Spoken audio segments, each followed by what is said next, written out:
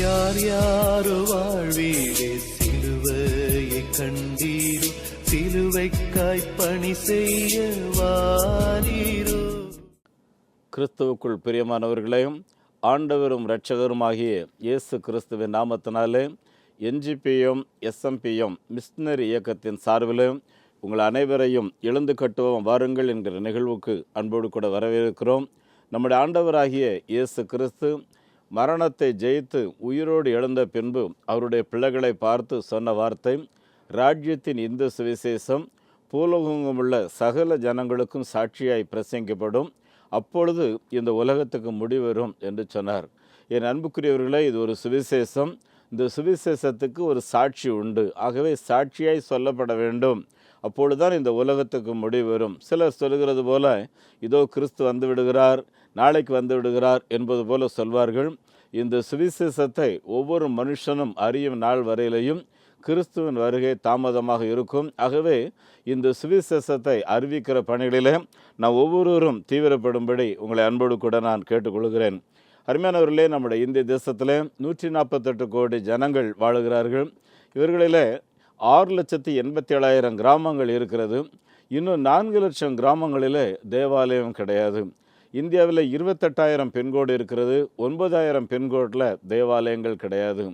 அருமையானவர்களே, நம்முடைய ஆண்டவராகிய இயேசு சொன்னார், முழங்கால்கள் யாவும் எனக்கு முன்பாக முடங்கும், நாவுகள் யாவும் என்னை கர்த்தர் என்று அறிக்கையிடும் என்று சொன்னார். என் அன்புக்குரியவர்களே, மேலே வானத்திலேயும் கீழே பூமியிலேயும் மனிதர்கள் ரட்சிக்கப்படுவதற்கு இயேசு கிறிஸ்து அல்லாதபடி வேறு வழியே கிடையாது. ஆகவே என் அன்பானவர்களே, இந்த செய்தியை சொல்வதில் இது ராஜாவின் கட்டளை. நம்முடைய தேசமெங்கிலையும் சொல்வதில் ஒவ்வொரு கிறிஸ்தவர்களும், ஒவ்வொரு போதகர்மாரும், ஒவ்வொரு பேராயர்களும் எழும்பி வர உங்களை நான் அன்போடு கூட நான் கேட்டுக்கொள்கிறேன். அருமையானவர்களே, NGPM SMP ஒரு தரிசனம் பெற்ற இயக்கம். நம்முடைய இந்திய தேசத்தில் அவருடைய வருகை தாமதிக்குமே என்றால், அருமையானவர்களே, 100 மிஷன் சென்டர்ஸ் உருவாக்க வேண்டும். ஒவ்வொரு சென்டர்ஸ் மூலமாக 100 லோக்கல் எவாஞ்சலிஸ்ட் எழுப்ப வேண்டும்.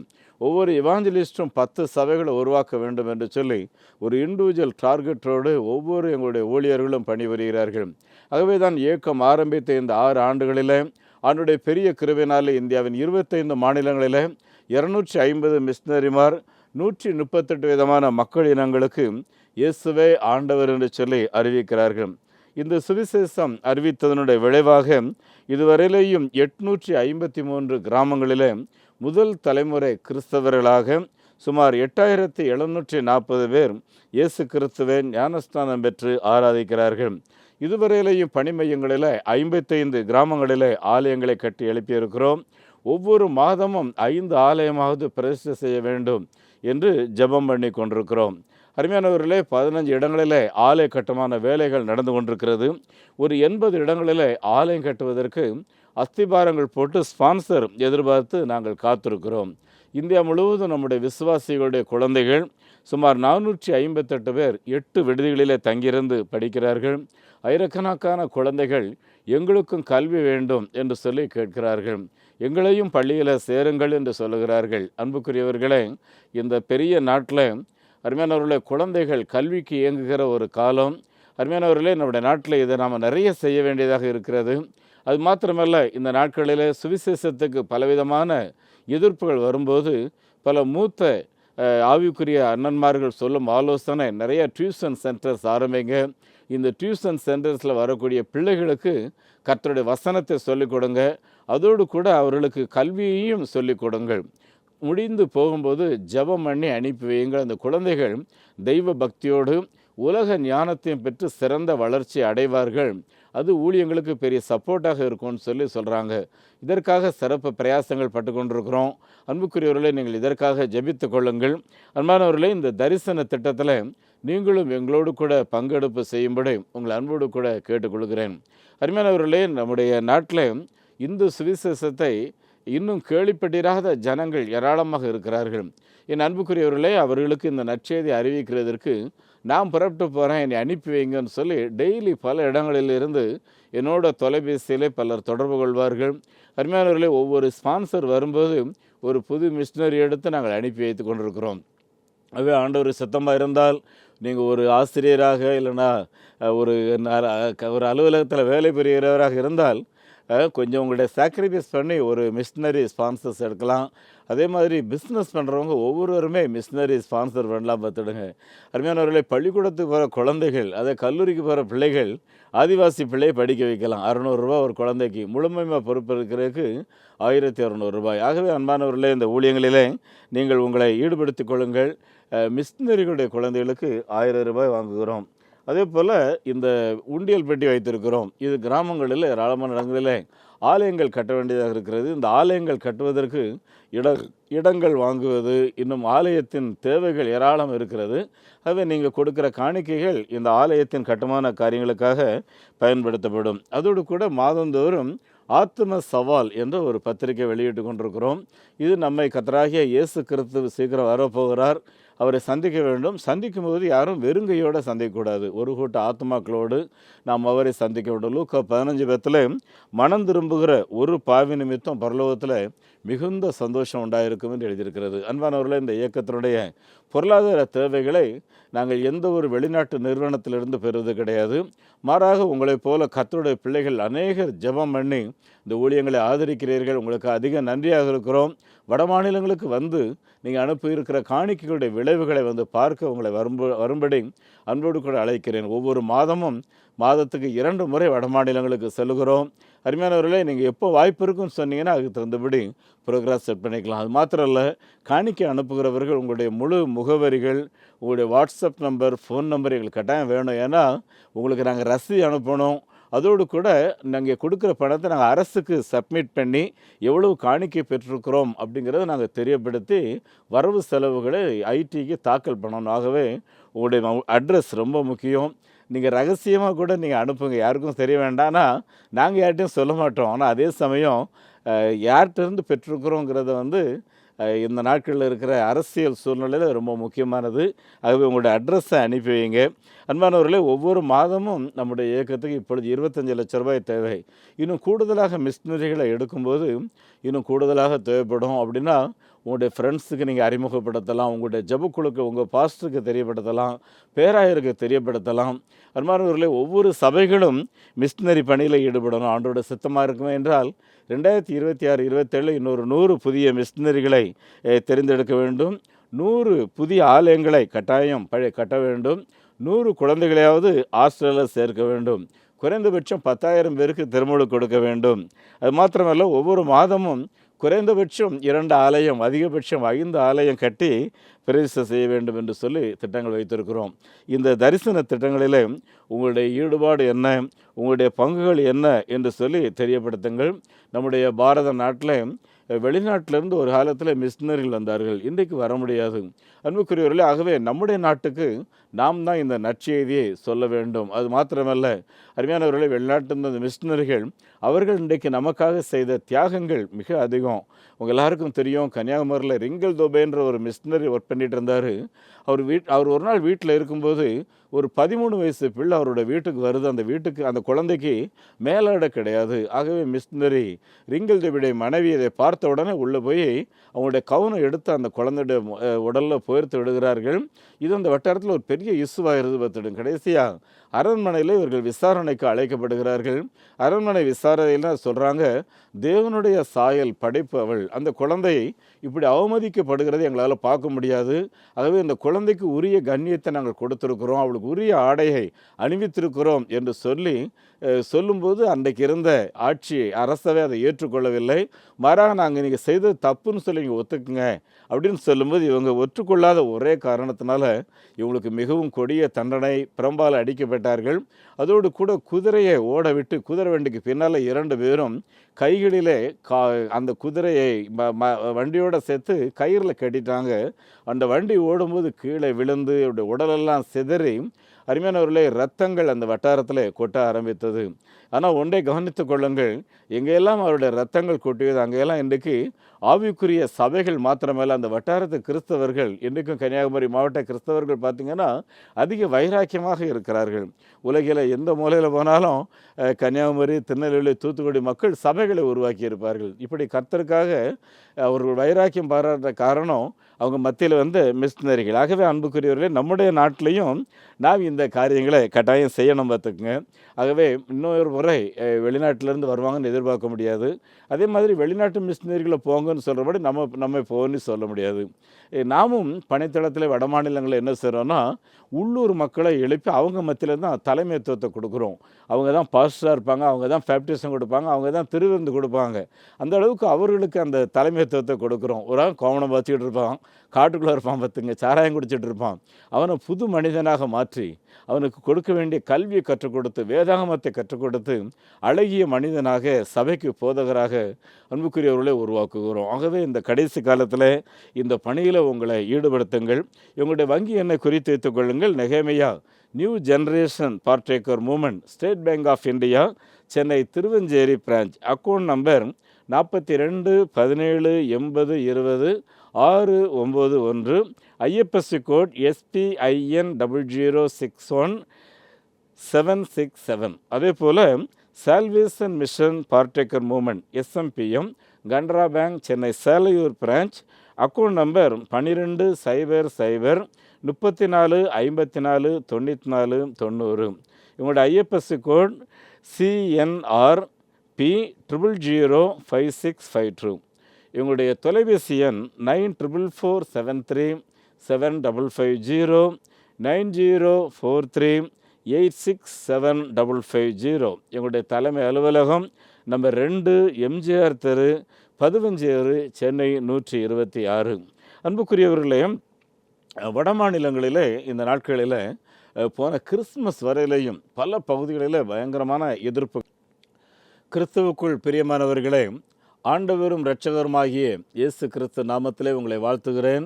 இன்றைக்கு நம்முடைய திருச்சபை ஒழுங்குபடி ஒன் பாடி ஒன் பேப்டிசம், இல்லை என்றால் ஞானஸ்நானத்தின் மூலம் கிறிஸ்துவை உலகிற்கு காட்டுவோம் என்கிற ஒரு பொருளிலே தியான பொருள் அடங்கி இருக்கிறது. அருமையானவர்களே, நம்முடைய ஆண்டவராகிய இயேசு கிறிஸ்து யோவான் 14வது அதிகாரம் 6வது வசனத்திலே சொல்லும்போது, நானே வழியும் நானே சத்தியமும் நானே ஜீவனமாக இருக்கிறேன் என்று சொல்லிவிட்டு, என்னை அல்லாமல் ஒருவனும் பிதாவினிடத்தில் வரான் என்று தெளிவாக சொல்லிவிட்டார். ஆகவே அருமையானவர்களே, பல மார்க்க வழிபாடு உலகிலே பல இடங்களில் இருக்கிறது. நம்முடைய இந்தியாவை பொறுத்தவரையிலையும் எல்லாமே தெய்வத்தோடு இணைத்து பேசுவார்கள். பிறந்த உடனேயே ஜாதகத்தை பார்ப்பார்கள், அதை பார்த்தான் பேர் வைப்பார்கள். இப்படி பலதரப்பட்ட வழிபாடுகள் உண்டு. ஆனால் இந்த வழிபாடுகளிலே அன்புக்குரியவர்களே, ஒருவேளை நம்ம குடியுரிமை, குடியரசுத்தனம் அப்படிலாம் பேசிகிட்டு இருக்கிற ஒரு காலம் இல்லையா?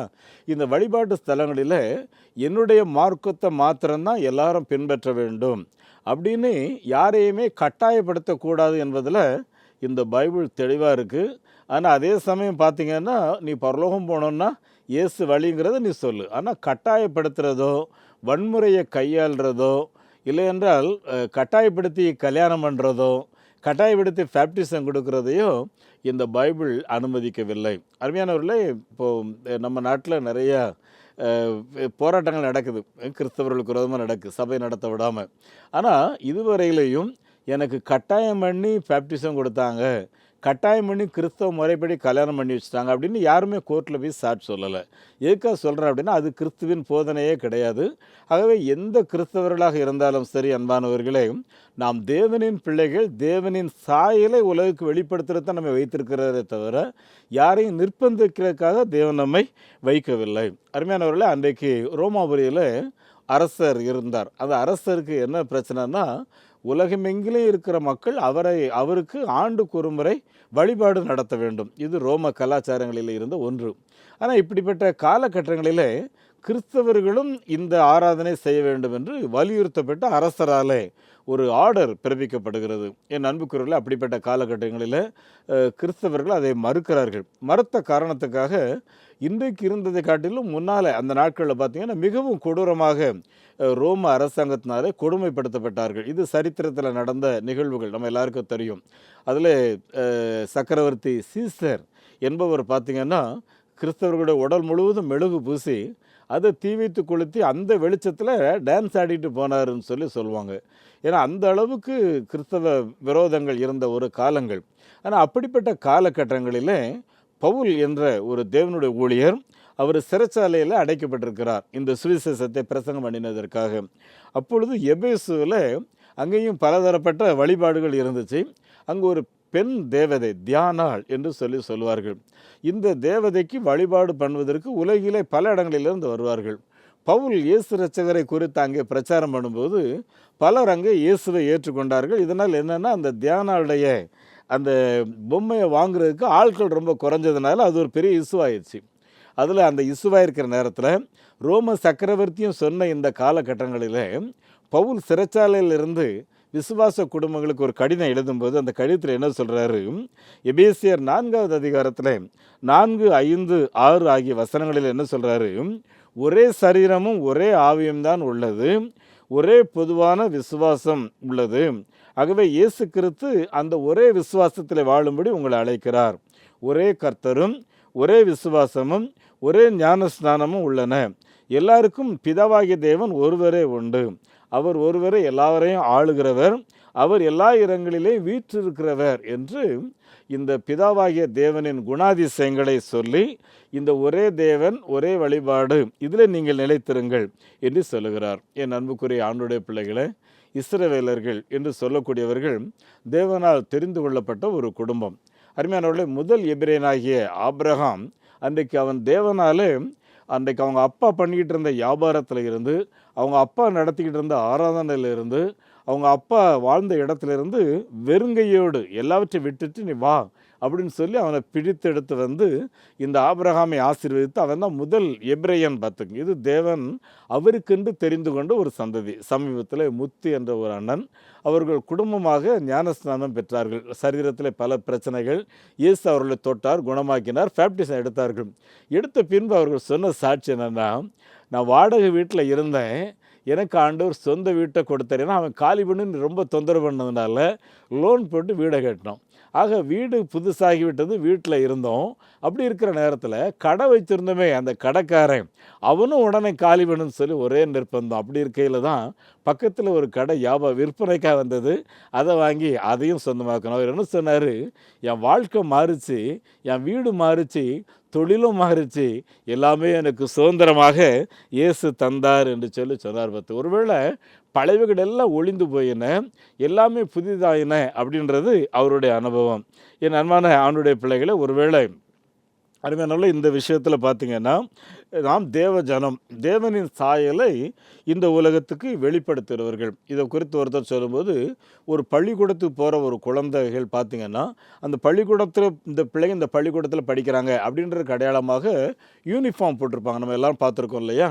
அதே போல் இயேசு கிறிஸ்துவின் அச்சடையாளங்களை தரித்திருக்கிற பிள்ளைகளாகிய நாமும் அதே போல் கிறிஸ்துவின் யூனிஃபார்மை அணிந்தவர்களாக இந்த பள்ளி பிள்ளைகள், இந்த வழியிலே நாங்கள் செல்லுகிறவர்கள் அப்படின்றத தெளிவாக உலகத்துக்கு வெளிப்படுத்த வேண்டும் அப்படின்றது இயேசு கிறிஸ்துவனுடைய ஒரு பெரிய ஒரு காரியம். இல்லை, காரல் மார்க்ஸ் வந்து ஒரு கம்யூனிஸ்ட் போதகர் இல்லையா, நம்ம எல்லாருக்கும் தெரியும். அவர் என்ன சொன்னார், என் கையில் 100 இளைஞர்களை தாருங்க, அந்த 100 இளைஞர்களை நான் நன்றாக போதித்து 100 இளைஞர்களும் சூரிய வெளிச்சத்தில் வைப்பேன், அவங்க பிரகாசமாக உலகுக்கு தெரிவாங்க, உலகமே அந்த போதனையில் இழுக்கப்படும் அப்படின்னாரு. ஒரு மனுஷனுக்கு அப்படிப்பட்ட ஒரு அதிகாரத்தோடு ஒரு வார்த்தை சொல்ல முடியும்னா இங்கே சொல்கிறார் பாருங்க, நீங்கள் தேவனுடைய பிள்ளைகள். என் அன்பானவர்களே, தேவனை போல நீங்கள் மாறுவதற்கு முயற்சி பண்ணுங்கள் அப்படின்னு சொல்கிறாரு. அருமையான இன்னொன்று சொல்கிறாரு பார்த்துங்க, ஒரு நாட்டின் தலைவர், இப்போ நாணயம் அப்படின்னு சொல்லி எடுத்துக்கிட்டோம்னா ரூபா நோட்டில் நம்ம நாட்டில் மகாத்மா காந்தி, நம்ம தேச தந்தையினுடைய படம் இருக்கும். இதை வச்சு நம்ம இந்தியர்கள் அப்படின்றத உலகம் எங்கேயும் சொல்கிறோம் அல்லவா? அதே போல் நாம் ஒவ்வொருவரும் நம்முடைய உடலிலேயே இந்த பிதாவின் குணத்தை அச்சடையாளங்களாக தரித்தவர்களாக நாம் வெளிப்பட வேண்டும் அப்படின்றது பவுலின் மனதில் இருந்த காரியம். மூன்றாவது இன்னொரு உதாரணம் என்ன சொல்கிறாங்கன்னா, ஒரு தகப்பனுடைய பிள்ளைகள் அப்படின்றதுக்கு ஒரு அச்சடையாளம் என்ன சொல்லுவாங்கன்னா, அந்த தகப்பனுடைய சாயல் அந்த குழந்தையினுடைய முகத்தில் இருக்கும் இல்லையா? தாயுடைய சாயல் இருக்கும், ஏதாவது ஒரு சாயல் இருக்கும். இதை தான் தகப்பனின் சாயல் என்று சொல்வார்கள். இதே போல் நம்ம அணிந்து வாழ வேண்டும் என்று சொல்கிறார். என் அன்புக்குரியவர்களே, இப்படி ஒரே கடவுள், ஒரே வழிபாடு, ஒரே தெய்வம், ஒரே ஆண்டவர் அப்படின்றது கிறிஸ்தவ மதம் மார்க்கம் போரிக்கிற ஒரு காரியம். இது நம்முடைய பாரத நாட்டில் சாத்தியம்தானா, இந்தியாவில் சாத்தியம்தானா அப்படின்றத கேட்டிங்க அப்படின்னா, என் அன்புக்குரியவர்களே, நம்ம நாட்டு சட்டத்திட்டத்திலேயே எல்லாருக்குமே ஆராதனை சுதந்திரம் உண்டு, அவரவர்களுடைய மார்க்கத்தை போதிக்கிறதற்கும் உரிமை உண்டு. இதில் எந்த ஆனால் வன்முறையை கையாள்வதற்கு அரசு சட்டத்திலையும் உரிமை கிடையாது, கிறிஸ்தவ போதனைகளையும் இடமே கிடையாது. இதை நாம் எல்லாரும் கவனத்தில் வைத்து நாம் கருத்தாய் கொள்ள வேண்டும். என் அன்பானவர்களே, ஆஸ்திரேலியா மிஷனரி ஸ்டேன்ஸ் கிரஹாம் அவருடைய 2 பிள்ளைகள் ஒரே நேரத்தில் ஒரிஷாவில் மனோகர்பூர் அப்படிங்கிற ஒரு கிராமத்தில் தீ வைத்து கொளுத்தப்பட்டார்கள். இது நம்ம எல்லாருக்கும் தெரியும்.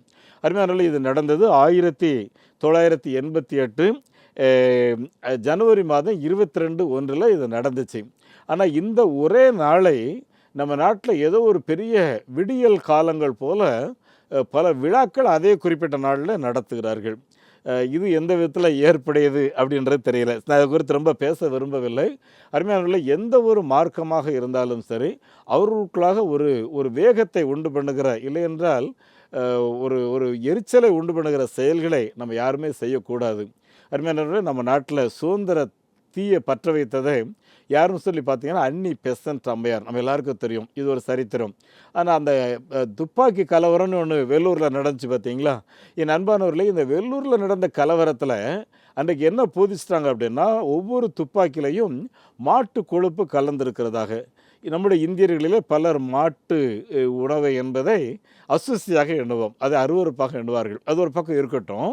ஒருவேளை இப்படிப்பட்ட ஒரே வழிபாடோட ஒரே தேவனை திருப்திப்படுத்தி இந்த ஒரே ஆண்டவருடைய பிள்ளையாக வாழ்கிறேனே, எனக்கு என்னதான் நடந்துச்சு, எனக்கு என்னதான் கஷ்டம் இல்லாமல் இருந்துச்சு, எல்லா போராட்டமும் இருக்க, என் குடும்பத்தில் எந்த நல்ல காரியமும் நடக்கலையே அப்படின்னு உங்களில் சிலர் போராடி புலம்பிக்கிட்டு இருப்பீங்கன்னு சொன்னால் முறுமுறுப்போடு இருப்பீங்க. ஆனால் ஆண்டவர் சொல்கிறாரு, ஆமோஸ் 9:12, நீங்கள் விழுந்து போன தாவீதின் கூடாரத்தை போல் இருப்பீர்கள் என்றால் உங்களை மறுபடியும் நான் திரும்ப தூக்கி நிறுத்தி கட்டுவேன், உங்களுடைய வீட்டை சிறப்பாக்குவேன், உயர்த்துவேன் என்று ஆண்டவர் சொல்கிறார். ஏன் இந்த காரியத்தை ஆண்டவர் சொல்வாராம்? என்னுடைய தாசனாகிய ஆபிரகாமின் நிமித்தம் இதை நான் உங்களுக்கு செய்வேன். எங்களுடைய முற்பிதாக்களாகிய ஆபிரகாம், ஈசாக்கு, யாக்கோபு போன்றவர்கள் அன்பானவர்களே ஒன்றும் இல்லாமல் இருந்து உலக சம்பத்துகளினாலே நிறைந்து இருந்தவர்கள். பைபிள் எழுதியிருக்கு, ஆபிரகாமுடைய சொத்துக்களை அந்த பூமி தாங்கக்கூடாததாக இருந்தது அப்படின்னு சொல்லி. அது மாத்திரம் இல்லை, ஆண்டவர் ஆபிரகாம் பார்த்து சொல்லும்போது, உன்னுடைய சந்ததி கடற்கிற மணலை போல பெருக்கமாக இருக்கும், அதை எண்ணக்கூடுமோ அப்படின்னு சொல்லி சொன்னார். அதே போல் இன்றைக்கும் உலக எங்கிலையும் பார்த்தீங்கன்னா சுமார் 80% மக்கள் ஆபிரகாமின் சந்ததியாக அன்புக்குரியவர்களே வாழ்ந்து கொண்டிருக்கிறார்கள். ஏன்? இந்த பூமியில் வாழக்கூடிய ஆபிரகாமின் சந்ததியாக தேவனால் தெரிந்து கொள்ளப்பட்டவர்கள் நமக்குள்ளாக இருக்கிறது ஆபிரகாமின் விதை, அதாவது ஸ்பிரிச்சுவல் சீடு அப்படின்னு சொல்லி சொல்லுவாங்க. அப்படின்னா அந்த ஆபிரகாமின் ஆசீர்வாதம் நம்ம எல்லாருக்கும் உண்டு பார்த்துக்குங்க. என் அன்புக்குரியவர்களே, இந்த ஆபிரகாமின் ஆசீர்வாதத்தை நம்ம பெற்றுக்கொள்ளணும்னா என்ன செய்யணும் அப்படின்னு சொல்லி பார்த்தீங்கன்னா, ஒன்று நல்லா ஜெபம் பண்ணணும், இன்னொன்று 99% டிவைன் கேரக்டர்னு சொல்லுவோம். அதாவது கடவுளின் குணாதிசயங்கள், கடவுளின் பண்புகளை நம்ம எல்லாரும் அணிந்து கொண்டவர்களாக இருக்கணும் பார்த்துக்குங்க. என் நண்பர்களே, எபேசியர் 5வது அதிகாரத்தில் முதல் 3 வசனத்தில் பவுல் எபேசு திருச்சபைக்கு எழுதும்போது, நீங்கள் தேவனை நேசிக்கிறது உண்மை என்றால், கடவுளை நேசிக்கிறது உண்மை என்றால், நீங்கள் கடவுள் நேசிக்கிற அவருடைய பிள்ளைகளைப் போல நீங்கள் வாழ்கிறது மாத்திரமல்ல, உங்கள் சாயலிலே தேவ சுபாவம் வெளிப்பட வேண்டும். நீங்கள் பார்த்தீங்கன்னா அன்பார்களே, சாது சுந்தர் சிங்கை பற்றி நம்ம அடிக்கடி யோசிப்போம். ஒரு முறை ஒரு வீட்டு கதவை தட்டும்போது அந்த பிள்ளை ஓடி போய், அம்மா ஜீசஸ் வந்திருக்காங்க அப்படின்னு சொல்லி அவங்க அம்மாட்ட போய் சொல்லுது. உடனே ஓடி வந்து அவங்க கதவை திறந்து பார்த்தா அங்கே சாது நிற்கிறாரு. என் மகா இப்படி உங்களை பற்றி சொன்ன உடனே அவர் என்ன சொன்னாராம், நான் இயேசுவை ஏற்றுக்கொண்டு 13 வருஷம் ஆச்சு, இந்த 13 வருஷத்தில் இயேசுவையே என் சாயலாக நான் தரித்து கொண்டிருக்கிறேன். எனக்கு தெரிந்து கோயம்புத்தூரில் ரெவரன் டேவிட் அப்படின்னு ஒரு அய்யர்வாள், அவங்க பிள்ளைகள்லாம் எனக்கு ரொம்ப பழக்கம். இந்த அய்யர்வாள் ஒவ்வொரு நாளும் ஆண்டவர்கிட்ட ஜெபம் பண்ணும்போது என்ன ஜெபம் பண்ணுவோம், ஆண்டவரே உம்முடைய சாயலை எனக்கு நீர் தாரும். இல்லை, செராம்பூர் யூனிவர்சிட்டியில் டாக்டர் ஜேடிகே டேனியல்னு ஒரு அண்ணன் வைஸ் சான்சலராக இருந்தாங்க. நான் அவங்களோட அடிக்கடி போய் ஜெபம் பண்ணுறதுக்காக போவேன். அந்த அண்ணன் ஜெபம் பண்ணும்போதெல்லாம் ஒரு ஜெபம் பண்ணுவோம், ஆண்டவரே என்னுடைய முகத்தை இன்றைக்கு நீர் பிரகாசிக்க வேண்டும், என்னுடைய முக சாயலில் உம்முடைய சாயல் வெளிப்படட்டும் அப்படின்னு சொல்லி அடிக்கடி ஜெபிக்கிறதை நான் பார்த்துருக்கிறேன். என் அன்புக்குரிய ஆண்டோடைய பிள்ளைகளே, நம்ம எல்லாருடைய ஜெபமும் அவருடைய சாயல் நம்மிலே வெளிப்படணும் அப்படிங்கிறத நம்ம கவனமாக இருக்கிறோமா அப்படிங்கிறத நம்ம எல்லாருமே கொஞ்சம் யோசித்து பார்ப்போம். அப்படி நம்ம இருந்தோம்னா தேவனின் சாயலை இந்த உலகத்துக்கு வெளிப்படுத்துகிறவர்களாக இருப்போம். என் அன்புக்குரியவர்களே, அப்படி இந்த உலகத்துக்கு தேவனை வெளிப்படுத்துகிறவர்களாக நீங்கள் இருப்பீர்களே என்றால் இந்த உலகத்தில் உங்களை மேற்கொள்வதற்கு எந்த தீய சக்திக்கும் இடமே கிடையாது. என்னாகமம் 23:23 எழுதியிருக்கு, யாக்கோபுக்கு விரோதமான மந்திரமும் இல்லை, இஸ்ரவேலுக்கு விரோதமான மாயமும் கிடையாது. அருமையானவர்களே, மந்திர சக்தி, அருமையானவர்களே, பொல்லாத பூஜைகள், செய்வன கட்டுகள் எதுவும் உங்களை மேற்கொள்ளவே முடியாது. யாராவது உங்களுக்கு விரோதமாக அருமையானவர்களே செய்வன கட்டுகளை வைக்கலாம், உங்களுக்கு விரோதமான சாபக்கேடான வார்த்தைகளை போடலாம். கவலையே படாதிருங்கள். என் அன்புக்குரியவர்களே, காரணமில்லாமல் இட்ட சாபம் உங்கள் குடும்பத்தை எந்த விதத்திலையும் பாதிக்காது. ஏன்னா நீங்கள் ஆபிரகாமின் சந்ததி, ஸ்பிரிச்சுவல் சீட் ஆஃப் ஆபிரகாம். எங்கள் முற்பிதாக்களின் தேவன், ஆபிரகாமின் தேவன், ஈசாக்கின் தேவன், யாக்கோபின் தேவனுடைய பிள்ளைகள் நீங்கள். உங்களை எந்த தீங்கும் அணுகாது. சங்கீதம் 91:9-10 எழுதியிருக்கு, எனக்கு அடைக்கலமாக இருக்கிற உன்னதமான கர்த்தரை நீ உனக்கு தாபரமாய் கொண்டிருக்கிற ஆகையால் பொல்லாப்பு உனக்கு நேரிடாது, வாதை உன் கூடாரத்தை அணுகவே அணுகாது. என் அன்புக்குரிய ஆண்டுடைய பிள்ளைகளே, இந்த தேவனின் கிருபை உங்களை தொடர வேண்டும். அருமையானவர்களே, 2 நாளாகமத்தின் புஸ்தகம் 20ஆம் அதிகாரத்தில் அருமையானவர்களே யோசேபாத் என்ற ஒரு அரசரை குறித்து வாசிக்கும்போது அவருக்கு விரோதமாக லட்சக்கணக்கான மீதியனியர்களும் அம்மோனியர்களும் திடீரென்று சொல்லி திரளாக கூடி வந்து விட்டார்கள். யோசேபாத்துக்கு மற்ற அரசருடைய உதவியை கேட்கிறதுக்கு நேரம் கிடையாது. இதுக்கு இருந்த ஒரே வழி பரலோகத்தின் தேவனை நோக்கி ஜெபம் பண்ணுகிறது தான். பாருங்க, ஆண்டவரை நோக்கி 3 நாட்கள் இடைவிடாமல் உபவாச ஜெபம். பைபிள் எழுதியிருக்கு, அவருடைய நாட்டில் இருந்த குழந்தைகள் தொடங்கி பெரியவர்கள் தொடங்கி எல்லாரும் உபவாசித்தார்கள். அது மாத்திரமல்ல, எல்லா மிருக ஜீவன்களும் கூட உபவாசத்தோடு அன்றைக்கு தேவனை தேட ஆரம்பித்தன. கர்த்தர் அவருடைய ஜெபத்தை கேட்டார். பார்த்துக்குங்க என் அன்புக்குரியவர்களே, தீர்க்கதரிசி வந்தார்.